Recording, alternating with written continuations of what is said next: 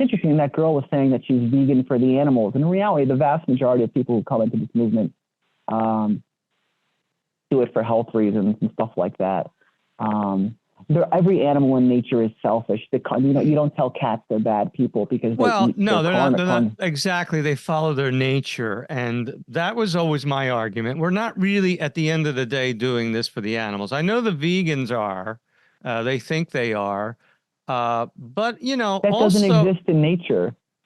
No, it really doesn't exist in nature. Animals follow their natural instinct. They follow their nature. Like you said, a cat is a carnivore. A cat needs to eat meat. The cat is not a murderer because it's killing birds or mice or whatever it would eat.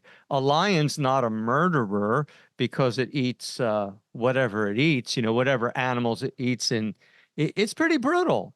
It's pretty, nature. Yeah, it's pretty. Now, I don't believe, I don't believe that humans are carnivores. I don't believe that we're even omnivores. I don't really do this so much for the animals. You know, if humans were truly carnivores, and I've always said this, there would be no veganism. Nobody would be saying, oh, we do this for the animals because they'd be craving meat. They'd be wanting to eat meat. They'd want to eat your dog, you know? They're eating fake meat. They're eating fake meat. A carnivore MD made a YouTube video basically just saying, you know, that he was just eating a steak, and there was a girl saying, we're supposed to believe that red meat causes cancer and all these diseases. Yet if you look at the oldest art that we have of humans, you know, it's whatever, 10, 15, 40,000 years ago in caves and stuff like that. It's really of human beings, Homo sapiens, hunting mammals. That's really it.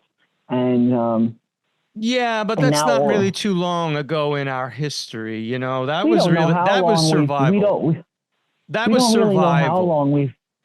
We don't really know how long we've been here, but we've clearly gotten this far in the last 10 we've been here for 50,000. We know we've been here for millions of years, and you know the research shows. I don't think that's true. I don't think that's. I'm not. I don't know that.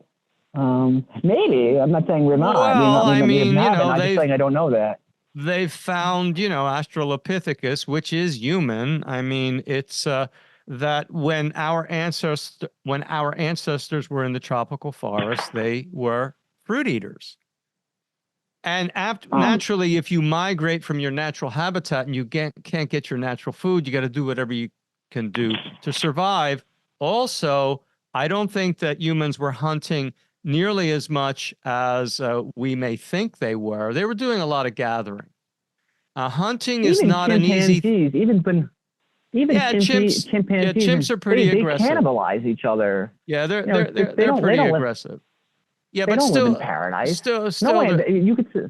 No, I know what you're saying. Say all the other millions of species on the planet that eat raw food diets. Their life is nature is by its definition cruel. Adam and Eve were alone. Everybody wants to be stuck on a private island with the prettiest woman in the world, and that's what Adam had, and that's why it was perfect. The fact that they just happened to eat fruit while they did that. I mean, we left the Garden of Eden. Well, I don't know if they just happened to eat fruit. I think that in the tropical forest, there was plenty of wild fruit, and humans are frugivores. I mean, chimps may eat meat, but they still get the majority of their calories from fruit. All the apes do, especially the bonobo. But probably the bonobo is eating more fruit than any other primate.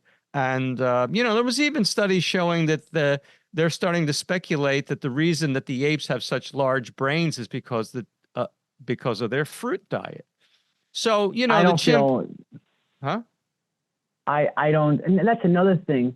There's different types of races of people, you know, whites, blacks, Asians, different types of Asians. Yeah, but we're all human. Chinese, you know, we can procreate. You can't procreate. You can't procreate with a horse, but you can procreate with an African if you happen to be European. I agree with that, but we don't all come from Adam and Eve, is what I'm saying. It doesn't really make sense that we all come from Adam and Eve. Well, I think that Adam and Eve I think Adam and Eve is a fairy tale. It's a fairy tale with a lot of truth. Yeah, it's a fairy tale with a lot of truth. It's an allegory for the origins of the human race. Yeah, I agree. I don't think we all come from Adam and Eve either. But the whole point of what I'm saying is many people believe that different races come from different seeds. the idea, because if you put black people in Norway, they're not going to turn white, and if you put white people in Africa, they're not going to turn black. And then how do you account for Asians? We come from different Well, seeds. because So we've evolved in different ways.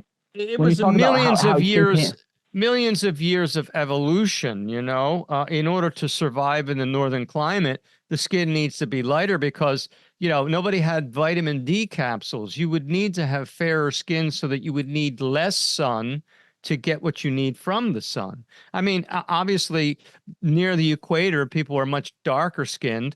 Further from the equator, people are much lighter skinned. So I think over time, it was an evolutionary adaptation because the theory is that we all came from Africa. And it would seem that we would have come not everyone from, agrees with that, but maybe, I don't know. but we are tropical.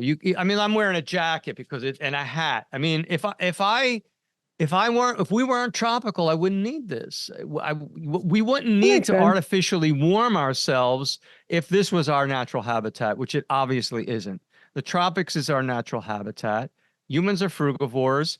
And in the tropics, in the tropical jungles, there's a lot of wild fruit. In Africa, there's tremendous amount of wild fruit. No, I'm not aware of any food in the supermarket that comes from sub-Saharan Africa. Much of it comes from South America. No, because you really can't. Well, yeah, South America, anywhere in the tropics, these foods can be cultivated anywhere. But when you go to the supermarket, you're getting things that ship well. You know what I mean?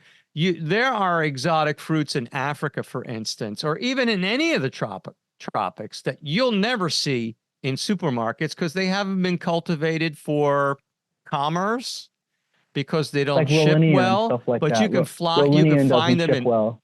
Huh?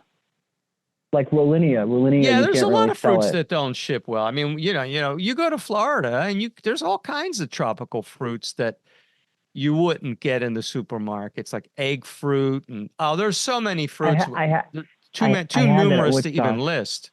What's that? I had it at Woodstock. I thought it was delicious. I never had it. I want to get that. I can't find it in Cambodia. Cambodia, tastes like pound cake. Yeah, it must be great. Yeah, that's what I mean. All these varieties of fruits that are in the tropics that you just don't get here. And what they do here is they hybridize temperate climate fruits, which were nasty and inedible practically, to make them more like the tropical fruits, which we would have eaten coming up through evolution.